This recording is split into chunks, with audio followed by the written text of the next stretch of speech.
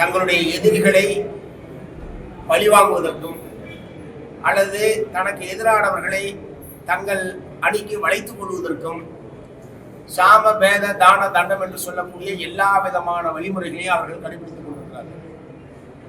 மிரட்டுறவங்களை மிரட்டுறது அல்லது அமலாக்கத்துறை, வருமான வரித்துறை, மத்திய புலனாய்வுத்துறை போன்ற பல்வேறு துறைகளை பயன்படுத்தி மிரட்டி பணிய வைப்பது அல்லது வேறு வகையான அவர்களை தங்களுக்குள் விளைத்துக் கொள்வது என்கிற ஒரு தந்திரத்தை அநேகமாக அவர்கள் பிஜேபி 2014 ஆட்சிக்கு வந்த காலத்திலிருந்து தொடர்ந்து இதை கடைபிடித்துக் கொண்டிருக்கிறார்கள்.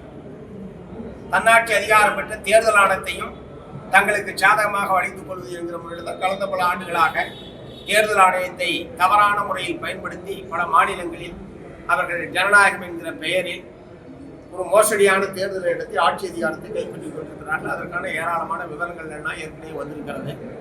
தேர்தல் ஆணையர் நியமனத்திலேயே விதிமுறைகளை மாற்றி உச்சநீதிமன்ற தலைமை நீதிபதிக்கு பதிலாக ஆளும் கட்சியை சார்ந்தவர்களை 2 பேர் இருக்கலாம் என்று கொண்டு வந்து பெரும்பான்மை என்கிற பெயரில் அவர்களுக்கு வேண்டிய நபர்களை தேர்தல் ஆணையர்களாக நியமித்துக் கொள்வது என்கிற நடைமுறையை இப்போது அவர்கள் கொண்டு வந்துவிட்டார்கள். இப்போது கடைசியா மிச்சம் இருந்த ஒரே ஒரு விஷயம் இந்த தணிக்கை வாரியம் என்று.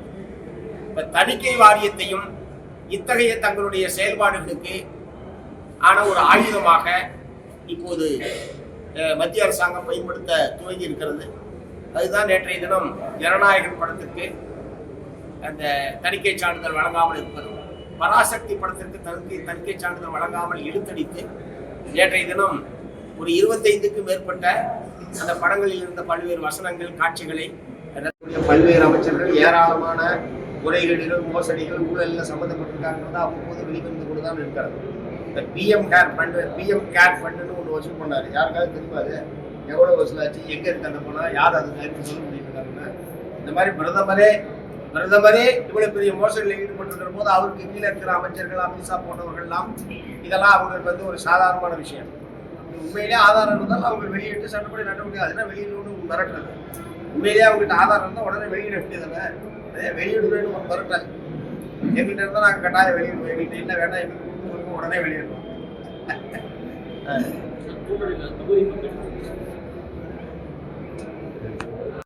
அதாவது மற்றவர்களுக்கெல்லாம், மற்ற மக்களுக்கு ஒரு பாதிப்பு என்றால் இந்த விஜய் வந்து நிற்பான் அப்படின்னு பட்ஜெட் டைலாக் பேசின திரு விஜய் அவர்கள் அவருடைய படத்திற்கு அவரை நம்பிதான் தயாரிப்பாளர்கள் கோடிக்கணக்கான ரூபாய்களை முதலீடு செய்திருக்கிறார்கள். பல நூறுக்கணக்கான கோடி ரூபாய்க்கு டிக்கெட் என்பது விற்பனை செய்யப்பட்டிருக்கிறது. இத்தகைய பிரச்சனையில் விஜய் அவர்களுடைய இந்த மௌனம் என்பது எவராலுமே ஏற்றுக்கொள்ள முடியாத ஒரு விஷயம்.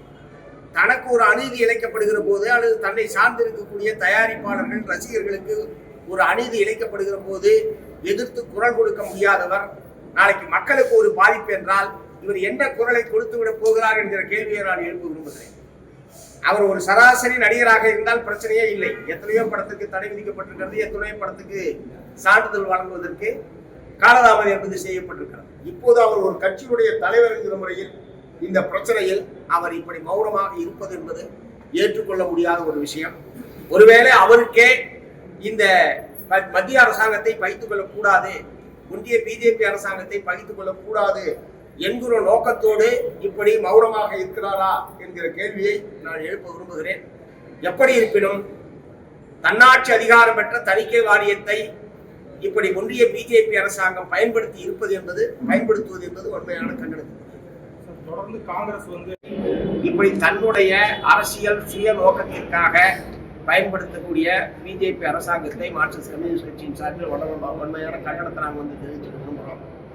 அதே மாதிரி ஜனநாயகன் படத்தை பொறுத்தவரை தணிக்கை வாரியம் நடந்து கொண்டது உண்மையான கண்டனம். ஏனென்றால் மொத்தமே 5 பேர் தான் அதில் இருக்கிறாங்க. அந்த 5 பேர்ல 4 பேர் இந்தியை சான்றிதழ் வழங்கலாம் என்று ஏற்றுக்கொண்டதற்கு பிறகு ஒரு நபர் புகார் செய்தார் என்பதற்காக சான்றிதழ் வழங்காமல் இருந்தது என்பது வன்மையான கண்டனத்துக்குரியது. இதுவரை அந்த மாதிரியான ஒரு அணுகுமுறையை அவர்கள் மேற்கொண்டதே கிடையாது.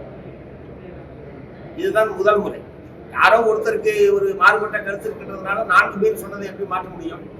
ஆனா இதுல வேண்டுமென்றே தான் அது அதுக்கப்புறம் நீதிமன்றத்துக்கு போய் நீதிமன்றத்தில் வழக்கு நடந்து தனி நீதிபதி யூஏ சான்றிதழ் வழங்கலாம் என்று நேற்று காலையிலே அவர் தீர்ப்பு வழங்குகிறார். உடனடியாக சென்சார் கூட நாங்கள் மேல்முறையீட்டுக்கு செல்கிறோம் என்று சொல்கிறார்கள். இதுவரைக்கும் திரைப்படத்துல எந்த ஒரு திரைப்படத்துக்காவது சான்றிதழ் வழங்குற விஷயத்துல மேல்முறையீட்டுக்கு இதுவரைக்கும் தணிக்கை வாரியம் சென்றிருக்கிறதா என்று நான் கேட்கிறேன். இது என்ன அவ்வளவு முக்கியமான பிரச்சனையா? நீங்கள் யூ சான்றிதழ் வாங்கலாம், ஏ சான்றிதழ் வாங்கலாம், ஏஐ சான்றிதழ் வழங்கலாம். ஏதாவது ஒரு சான்றிதழ் வழங்குவதற்கு பதிலாக இதில் உயர் நீதிமன்றத்தில் மேல்முறையீடு செய்வது எதற்காக செய்கிறார்கள்? இது வேண்டுமென்றே காலம் கடத்துவது அல்லது பழி வாங்குவது, இந்த பொங்கல் அன்றைக்கு அந்த படம் ரிலீஸ் செய்வது என்பதை தடுப்பது என்ற நோக்கத்தோடு தான் அந்த தணிக்கை வாரியம் உடனடியாக மேல்முறையீட்டுக்கு சென்றிருக்கிறது. செய்திகளை உடனுக்குடன் தெரிந்து கொள்ள கீழ்கண்ட கேபிள் மற்றும் டிடிஹெச் நெட்வொர்க்குகளில் எம்நாடு செய்தி தொலைக்காட்சியை காணுங்கள்.